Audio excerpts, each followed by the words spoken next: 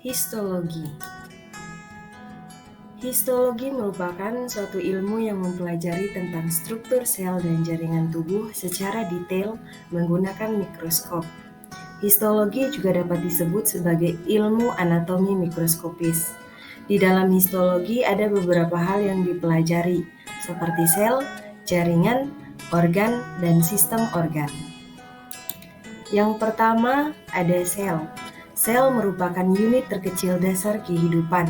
Sel memiliki dua tipe, yaitu yang pertama sel eukariotik, yaitu sel yang mempunyai nukleus atau inti sel, dan yang kedua sel prokariotik atau sel yang tidak mempunyai nukleus atau inti sel seperti bakteri. Yang berikut ada jaringan. Jaringan merupakan sekelompok sel yang memiliki struktur dan fungsi yang sama. Ada 4 dasar jaringan, yaitu yang pertama jaringan epitel, jaringan ikat, jaringan otot, dan jaringan saraf. Contoh dari jaringan itu sendiri yaitu kumpulan sel-sel otot yang membentuk jaringan otot. Selanjutnya ada macam-macam jaringan dasar, yaitu yang pertama jaringan epitel yang merupakan jaringan yang melapisi organ atau di permukaan luar ataupun permukaan dalam. Yang kedua ada jaringan otot yang merupakan jaringan yang tersusun atas sel-sel yang memanjang dan tersusun rapat. Yang ketiga ada jaringan ikat yang merupakan jaringan yang terdiri atas sel-sel yang tersusun longgar. Dan yang keempat ada jaringan saraf, yaitu merupakan jaringan yang terdiri atas sel-sel excitable yang berfungsi mengirim sinyal listrik dan menyimpan informasi. Yang berikutnya yaitu organ. Organ merupakan sekelompok jaringan yang bekerja sama untuk membentuk fungsi khusus dalam tubuh. Contoh dari organ itu sendiri yaitu yang pertama jantung, paru-paru, mata, otak, dan lambung. Yang berikutnya yaitu sistem organ. Sistem organ merupakan kumpulan berbagai organ yang bekerja sama membentuk sistem organ sehingga kehidupan organisme dapat berlangsung. Contoh dari sistem organ itu sendiri yaitu sistem saraf, sistem pernapasan, sistem pencernaan, sistem ekskresi, dan sistem reproduksi. Yang berikutnya yaitu cabang-cabang histologi. Yang pertama ada histologi tumbuhan. Histologi tumbuhan berkaitan dengan analisis tumbuhan, yaitu makhluk hidup yang termasuk dalam kingdom tumbuhan. Histologi tumbuhan terdiri dari studi tentang 2 jaringan dasar. Yang pertama jaringan meristematik atau jaringan pertumbuhan yang meliputi jaringan primer dan jaringan sekunder.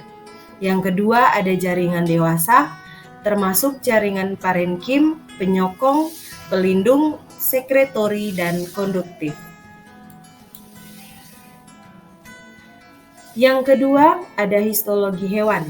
Histologi manusia termasuk ke dalam histologi hewan, karena dari sudut pandang biologis, manusia merupakan bagian dari kingdom hewan.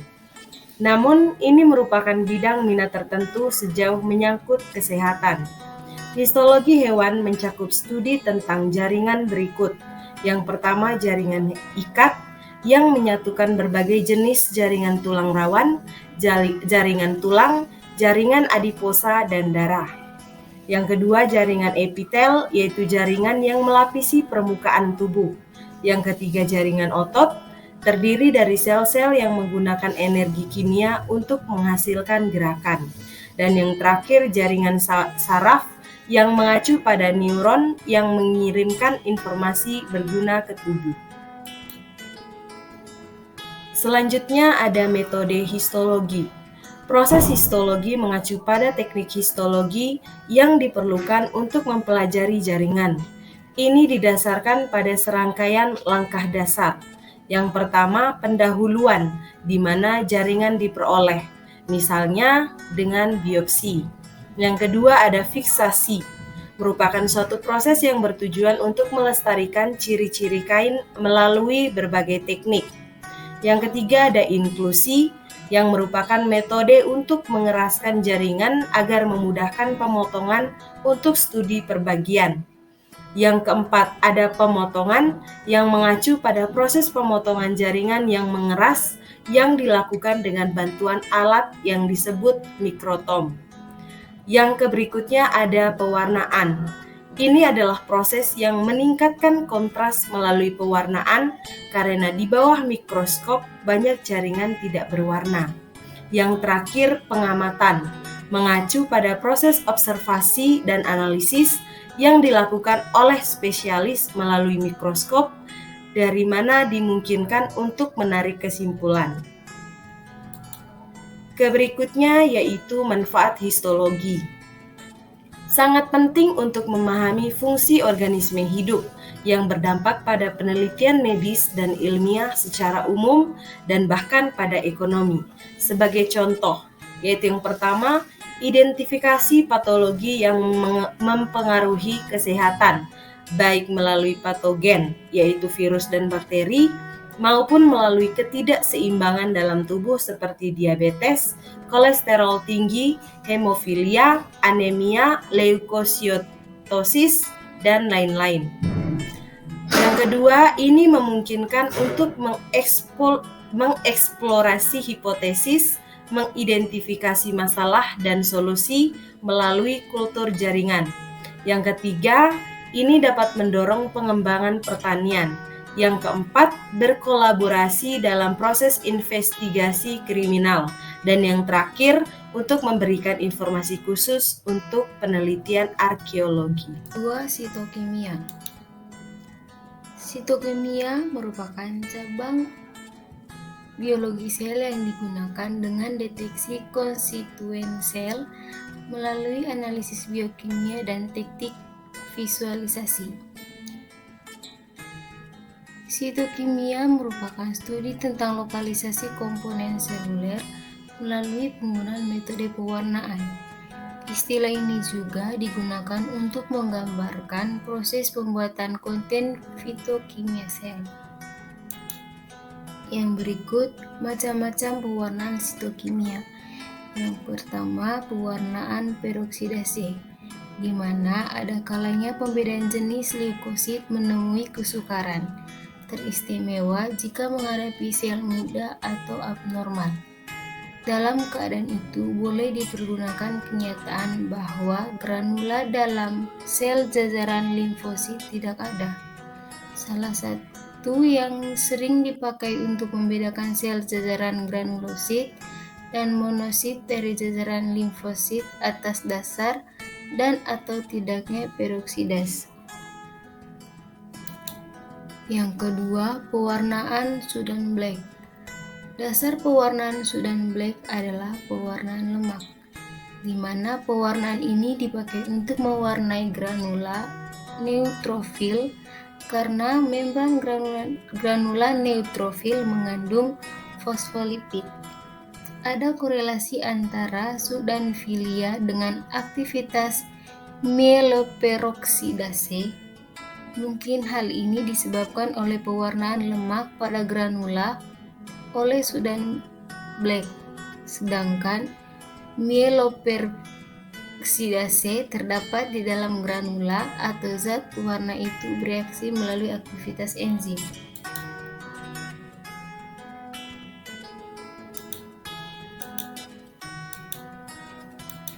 Yang ketiga, pewarnaan perdik acid Schiff. Pulasan ini sangat berguna untuk mengenali sel-sel dalam jajaran limfosit yang mengandung glikogen. Reaksi yang terjadi adalah oksidasi glikogen oleh periodit. Yang keempat, pewarnaan leukolit alkalin fosfat.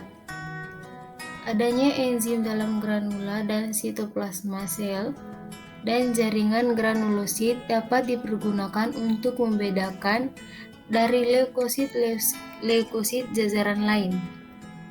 Hasil pulasan ini juga dapat memberi petunjuk dalam membedakan leukolisitosit oleh leukemia granulostik kronik dari leukositosis.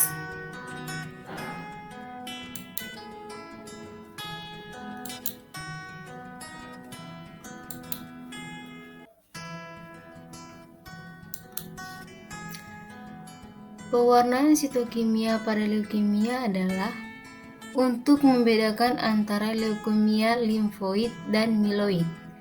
Terdapat banyak jenis pewarnaan sitokimia, namun yang sering digunakan yakni ada 4. Yang pewarnaan peroksidase, di mana untuk membedakan sel jajaran granulosit dan monosit dari jajaran limfosit atas dasar dan atau tidak adanya peroksidase. Yang kedua, pewarnaan Sudan-Blake, mewarnai granula sitoplasma yang mengandung fosfolipid intraseluler dan lipid yang ada dalam leukosita darah berwarna coklat kehitaman. Yang ketiga, pewarnaan PAS atau periodic acid skiff, untuk mendeteksi glikogen oleh periodic acid menjadi dialdehida. Kemudian dialdehida bereaksi dengan reagen skiff membentuk warna merah. Yang keempat, pewarnaan LAB atau leukolit alkalin fosfat, di mana akan membentuk atau memberikan kompleks warna biru karena substrat mengandung napol fosfat yang terhidrolisis menjadi napol asodi. Bagian terakhir dari pembahasan ini yaitu tentang mikroskopis. Pengertian dari mikroskopis sendiri ialah suatu sifat ukuran yang sangat kecil dan tidak dapat dilihat dengan mata telanjang sehingga diperlukan mikroskop untuk melihatnya dengan jelas. Adapun pengertian dari mikroskop itu sendiri, yang pertama, alat bantu yang memungkinkan kita dapat mengamati objek yang berukuran sangat kecil. Yang kedua, membantu memecahkan persoalan manusia tentang organisme yang berukuran kecil. Dan yang terakhir ialah instrumen atau alat yang berfungsi untuk memperbesar benda yang terlalu kecil untuk dilihat, menghasilkan gambar di mana objek tampak lebih besar. Berikutnya ialah macam-macam dari mikroskop. Yang pertama, mikroskop cahaya atau light mikroskop. Yang kedua, mikroskop lapangan gelap atau dark field mikroskop. Yang ketiga, mikroskop fluorescent atau fluorescence mikroskop. Yang keempat, mikroskop fase kontras atau kontras phase mikroskop. Dan yang terakhir, mikroskop elektron atau elektron mikroskop. Adapun fungsi dari mempelajari mikroskopik ialah yang pertama, kita bisa mengetahui struktur terkecil suatu benda di sekitar kita. Yang kedua, kita bisa mendeteksi suatu benda mikroskopik yang berbahaya untuk manusia. Dan yang terakhir, kita bisa menciptakan suatu struktur benda dengan melihat struktur mikroskopik yang kuat. Berikut adalah bagian tubuh makhluk hidup yang kita temui sehari-hari, terlihat biasa tapi jika dilihat dalam skala mikroskopis menjadi luar biasa. Yang pertama adalah gambar sel darah merah atau eritrosit yang jika dilihat dari mikroskop, dia terlihat seperti sel berbentuk hati. Pada gambar kedua yaitu gambar sejumlah telur serangga yang tengah menetas. Pada gambar yang kedua ini, jika dilihat dari mikroskop, gambar ini terlihat seperti Angry Birds. Mungkin itu saja yang bisa saya jelaskan tentang materi ini. Jikalau ada kesalahan penulisan atau pengucapan kata, saya mohon maaf yang sebesar-besarnya. Sekian dan terima kasih.